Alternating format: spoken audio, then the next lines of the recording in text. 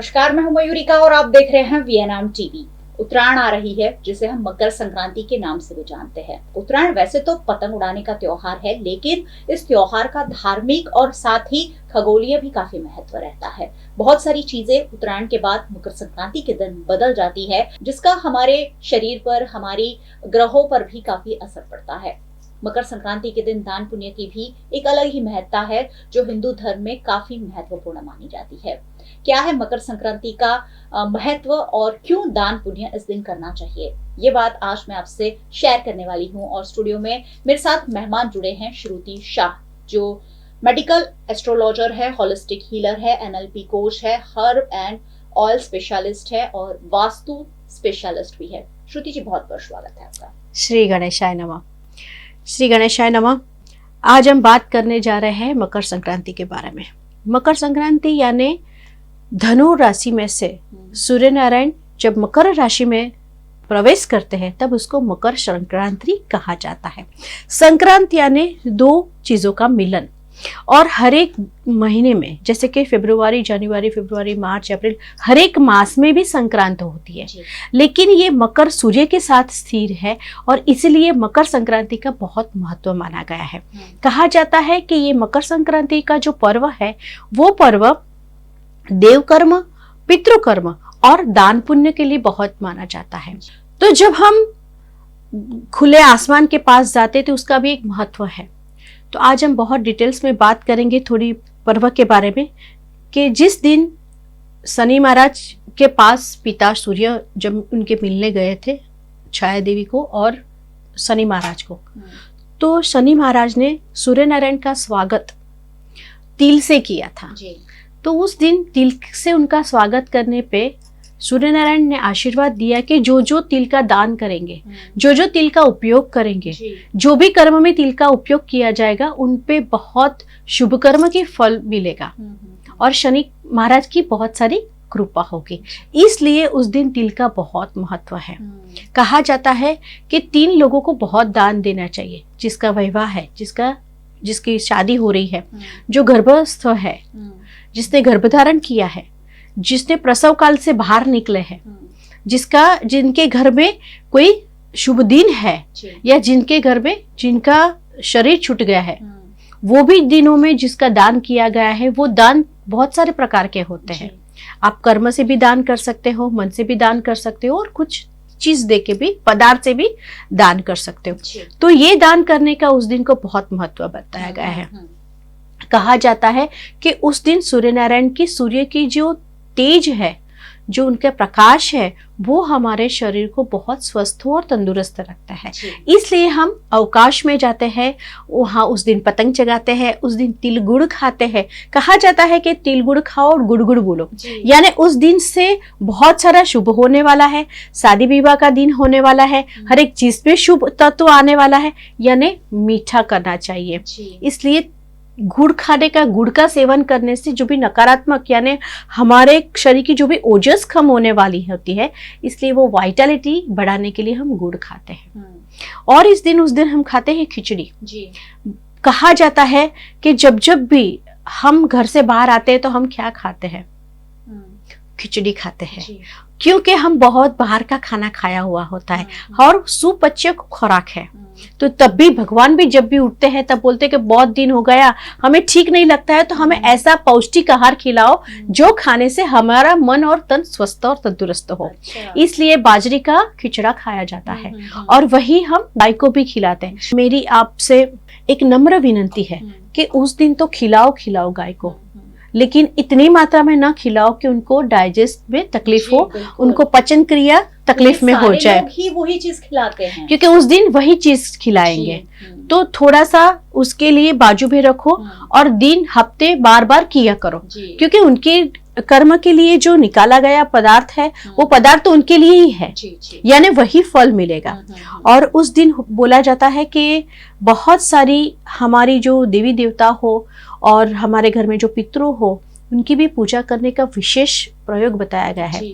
उनके उस दिन पे जनोई धारण करते हैं, उन दिन के सूर्य उपासना करते हैं। कहा जाता है कि जो भी संक्रांत में यानी उत्तरार्ध में जो कार्य किया गया है, तो वो कार्य की बहुत बहुत बहुत शास्त्रों में उसका उल्लेख भी किया गया है। जी। हम बात करेंगे कि बहुत सारा आप कुछ नहीं कर सकते हो, लेकिन उस दिन आप सुबह में जल्दी उठ के सूर्य नारायण को जल चढ़ाओ, सूर्य के बार नाम का जप करो, और उस दिन पे पितरों की पूजा करने का विशेष फल है। जी। तो हो सके तो विष्णु सहस्त्र का पाठ करो, सूर्य के बार नाम का जप करो, और हमारे जो भी पितृ है उनके लिए प्रार्थना करो कि आज के दिन पे जो भी मैं कर्म कर रहा हूँ वो सब आपको अर्पण कर रहा हूँ। तो उनके तर्पण से उनकी मुक्ति होती है। और सूर्य नारायण जब सिर पे होते हैं, सूर्य नारायण जब उनके पुत्र के घर पे गए थे, और सूर्य नारायण जब हमें कुछ देने के लिए आते हैं, तो सबसे पहले हमें हमारे पितरों को कतई नहीं भूलना चाहिए। बिल्कुल बिल्कुल। हम तो सोचते हैं कि पतंग उड़ा रहे हैं हम एंजॉयमेंट के लिए, लेकिन उसके पीछे शास्त्रीय महत्व है कि आपको सूर्य के नीचे खड़े होकर वो जो सूर्य की किरणें हैं वो लेनी है। हम सोचते हैं कि हम तिल और गुड़ खाकर सर्दियों में सेहत बना ले, लेकिन इसका भी आध्यात्मिक और धार्मिक महत्व है कि तिल गुड़ क्यों खाना है। हम सोचते हैं कि उस दिन हमें टाइम नहीं होता है ज्यादा, क्योंकि हम सब पतंग उड़ाने में बिजी होते हैं, इसलिए खिचड़ी बना देते हैं, लेकिन ऐसा नहीं है। खिचड़ी का दान करना है, खिचड़ी बनानी, खिचड़ी खानी है, उसके पीछे भी पूरा महत्व है। आप देखिए शास्त्रों ने किस कदर चीजें प्लान की है, लिखी है, और उसी का आज भी हम पालन कर रहे हैं। अच्छा, तो ये आप देखिए हर चीज हम जो कर रहे हैं वो कहीं ना कहीं परंपरा से और धार्मिकता से जुड़ी हुई है। उसी की जानकारी श्रुति जी हमें दे रही हैं। श्रुति जी, मकर संक्रांति हिंदू धर्म का बहुत बड़ा त्योहार है, एंजॉयमेंट तो है ही, लेकिन दान पुण्य भी हर कोई व्यक्ति करता है। कुछ और बताइए इस बारे में। जैसे कि उस दिन पितृकर्म की बहुत महत्ता बताई गई है, और आज के जमाने में हम कहीं ना कहीं अपने संस्कार से विमुख हो रहे हैं। हम अपने जो हमारे परंपरा से चली आई बहुत सारी परंपरा होती कि उस दिन, पता है जब हम छोटे थे तब रात को पतंग बांधते थे और तुक्कल बांधते थे, और सब रात को करते थे, और सुबह में सोते नहीं थे, और सुबह में जल्दी उठ के मम्मी के, हमारे जो दादी दादा थे वो बोल रहे थे कि जल्दी से पहले मंदिर जाके आ, पहले से हमारे जो दहलीज है उसके पूजन कर दे, क्योंकि आने वाला जो शुभ फल है, अब आने वाला जो सूर्य प्रकाश है वो हमारे दहलीज में होके हमारे घर के हर एक कॉर्नर में जाएगा। जैसे हमारा घर का हर एक कॉर्नर हमारे जीवन का हर एक कॉर्नर है। जैसे सबसे पहले हमें स्वास्थ्य की भी जरूरत है, तो हम दहलीज की पूजा करके परमात्मा से प्रार्थना करेंगे, और आने वाले शुभ फल से, यानी शुभ फल के साथ साथ हमें चाहिए शुभ और लाभ। तो गणपति दादा की प्रार्थना करेंगे और बोलेंगे कि हमारे जीवन में इतना सारा परिवर्तन जो आ रहा है, वो परिवर्तन के योग जब जब भी बनते हैं तब तब स्थिरता चाहिए हमें। तो शुभ लाभ के साथ हमें रिद्धि सिद्धि को भी प्रदान करें, रिद्धि सिद्धि के भी पूजन करना चाहिए, और उसके साथ हमें ये सोचना चाहिए कि हमें ये दिन एक नया संकल्प लेना चाहिए। बोला जाता है कि संक्रांत के दिन में हर एक लोग संकल्प लेते हैं। अच्छा। जैसे दीपावली के दिन लेते हैं, कोई लेता है उनके जन्मदिन के दिन, लेकिन ये एक संकल्प का दिन है कि उत्तरार्ध से दक्षिणायन तक, यानी जैसे हम उत्तर से दक्षिण की तरफ जाते हैं, तो ये जो 12 महीना है, तो हर एक महीने में मैं संक्रांत के दिन पे शुभ फल के लिए, शुभ प्राप्ति के लिए, मैं मेरी पितृ कृपा के लिए, मेरे पितरों की मोक्ष की गति के लिए मैं कुछ पुण्य काम करूंगा। और हमारी जो भी नकारात्मक स्थितियां होती है वो कहीं ना कहीं हमारे ग्रहों से भी आती है, हमारे परिवार से भी आती है, और कहीं ना कहीं हम जो भूमि में रहते हैं उसके भी आते हैं। तो उस दिन दर्भ जल को लेना है, और सूर्य का वेसल होता है तांबा, पित्तल, तो तांबे में थोड़ा सा जल लेके, गंगा जल डाल के दर्भ के सली से, दर्भ से छिटकाव करेंगे घर में, और सूर्याय नमः का मंत्र करेंगे। कहते हैं कि आदित्यस्य नमस्कारम ये कुर्वन्ति दिने दिने जन्मांतरम सहस्त्रेषु दारिद्र्यम नोपजायते। हर एक जन्म के दारिद्र्य हमारे मिट जाते हैं। तो सूर्य की साधना, यानी हम साक्षात देव की साधना मानी जाती है। खलु यज्ञ विवाह संक्रांतो ग्रहणी तथा पुत्र जन्मे व्यतिपाते दद भवंतु याक्षय, यानी इस दिन पे, ये जो दिन है वो दिन पे दान का महत्व बहुत बताया गया है। तो ये है संक्रांत का महत्व। और जब संक्रांत होती है तब से राशि में भी बदलाव होता है। क्या हमारे ग्रहों में, हमारे राशि में भी कोई बदलाव देखने मिलता है? जी बिल्कुल। आज के दिन पे तिल, गुड़, कंबल और हमारे जो भी रीति रिवाज होते हैं उसके अनुसार तो दान करना ही चाहिए, लेकिन इसके साथ साथ अगर हम राशि के अनुसार दान करते हैं तो उसका भी बहुत महत्व बताया गया है। लेकिन मेरा कहने का मतलब है कि ये राशि के दान तो करो, अगर आप जैसे कि खुले अवकाश में हो तो सूर्याय नमः करो, ओम नमो भगवते वासुदेवाय का जाप करो, और साथ साथ में आपकी जो राशि बताई गई है उसके अनुसार भी दान कर सकते हैं। अच्छा, तो उसमें कुछ अलग से है? हाँ जी, कुछ बताने वाले जी बिल्कुल जी जरूर। मेष राशि का स्वामी मंगल है और उस दिन तिल, गुड़ और मसूल की दान करने से अच्छा स्वास्थ्य प्राप्त होता है। वृषभ राशि का स्वामी शुक्र है। दूध और दही से बनी चीजों का दान करने से अच्छा आरोग्य प्राप्त होता है और साथ साथ में नया काम करने की कुछ अवसर प्राप्त होते हैं।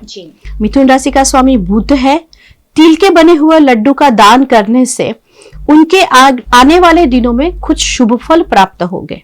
कर्क राशि के जो जातक है उसका स्वामी चंद्रमा है, तो उस दिन तिल का दान करने से उनके मन की स्थिति में बहुत बदलाव आएगा। सिंह राशि के जातक का स्वामी सूर्य है। तांबे के बर्तन में तिल, गुड़ का दान करने से उनके जो भी रुकावट आ रही है काम में वो बहुत अच्छी होगी। कन्या राशि के जातक है जो है उनका स्वामी बुध है। उस दिन खिचड़ी का दान करना है और आने वाले दिनों में उनके लिए जो भी अपॉर्चुनिटीज आएगी उनको लेने में उनको बहुत इजी हो जाएगा। तुला राशि के स्वामी शुक्र है और उस दिन उन लोगों को दूध दही से बनी हुई जो भी चीज है उनका दान करने से उनके स्वास्थ्य में बहुत लाभ होगा। वृश्चिक राशि का स्वामी मंगल है। मसूर की दाल, खिचड़ी का दान करने से उनकी मानसिक शांति बहुत बनी रहेगी। धनु राशि का स्वामी गुरु है। पीले चंदन के साथ गुड़, तिल और कंबल का दान करने से उन राशि के जातकों को मन की शांति के साथ साथ उनके आरोग्य के साथ साथ उनके आने वाले दिनों में कुछ अच्छा बदलाव होने वाले की संभावना है, उसमें बहुत अच्छा फल मिलेगा। मकर राशि की बात करते हैं, उनका स्वामी शनि महाराज है। सरसों का तेल दान करना है, काले तिल का दान करना है और कंबल का दान करना है। शनि महाराज की प्रसन्नता के साथ साथ सूर्य नारायण की भी प्रसन्नता बनी रहेगी। कुंभ राशि के जातक के स्वामी शनि महाराज है। सरसों का तेल, काला तिल, कंबल और साथ साथ में उनके जो भी पूर्वज है, उनके जो पितृ है, उनकी पूजा करने से उनको बहुत विशेष लाभ मिलेगा। मीन राशि का स्वामी गुरु है। पीले चंदन के साथ खिचड़ी, मूंगफली, पपीता ये सब दान करने से ये राशि के जातक को स्वास्थ्य खूब अच्छा प्रदान होगा। विशेष दान, तिल का दान करने से मुसीबतें दूर होती है। अज्ञात भय का डर जो होता है वो समाप्त होता है। घी का दान करने से बीमारियों से मुक्ति मिलती है। सूर्य और गुरु ग्रह और बृहस्पति ग्रह मजबूत होते हैं। गुड़ का दान करने से गुरु और सूर्य की स्थिति बहुत मजबूत होती है। कैरियर में तरक्की होती है, बहुत सम्मान मिलता है। खिचड़ी का दान करने से शुभ फलों की प्राप्ति होती है। गुरु, सूर्य, चंद्रमा की स्थिति मजबूत होती है और मानसिक स्थिति में बदलाव आता है और मानसिक प्रसन्नता रहती है। गर्म कपड़ों का दान करने के यानी कि कंबल का दान करने से शनि महाराज प्रसन्न होते हैं, शुभ फल की प्राप्ति होती है। ये उत्तरायण में कहा जाता है कि सूर्य के 12 नाम का बहुत महत्व है। आदित्याय नमः, ओम दिवाकराय नमः, ओम भास्कराय नमः, ओम प्रभाकराय नमः, ओम सहस्राशुय नमः, ओम त्रैलोक्याय नमः, ओम हरिहर नमः, ओम दृश्यम नमः, ओम विभस्तुभ नमः, ओम दिनकर नमः, ओम कार्योमूर्ति नमः, ओम सूर्यदेव नमः। अगर आप कुछ भी नहीं बोल सकते तो हम सूर्याय नमः बोल के भी सूर्य नारायण की उपासना कर सकते हैं। यानी सूर्य की उपासना का ये पर्व और इस दिवस पर सूर्य की आराधना करने का फल जरूर मिलेगा। कौन सी राशि के जातकों को कौन सा दान करना है ये भी मैम ने बताया, और वैसे एक सप्ताह बाकी है लेकिन ज्यादा से ज्यादा इसे शेयर जरूर करें हम सब, क्योंकि मकर संक्रांति हम सब मनाते हैं। इस दिवस पर हम दान पुण्य भी करते हैं और किस कदर करना है, किसको कौन सा दान करना है, उसकी जानकारी आज हमने आपको प्रदान की है। मैम बहुत बहुत शुक्रिया हमारे साथ जुड़ने के लिए। श्री गणेशाय नमः। सबका मंगल हो, सबका कल्याण हो और आने वाला शुभ पर्व जो है वो आप सभी के जीवन में शुभ कामना, शुभ आशीष और शुभ संदेश लेके आए, ऐसी मेरी परमात्मा से प्रार्थना। श्री गणेशाय नमः। तो आप भी सुख समृद्धि की कामना के लिए ये सारे जो उपाय हैं वो कर सकते हैं। मकर संक्रांति को खुशी खुशी मनाएं। धार्मिक महत्व तो हमने समझा ही दिया है, साथ ही मनोरंजन वाला जो हमारा पार्ट है उसे भी हम एंजॉय करें, लेकिन सेफ उत्तरायण जरूर मनाएं।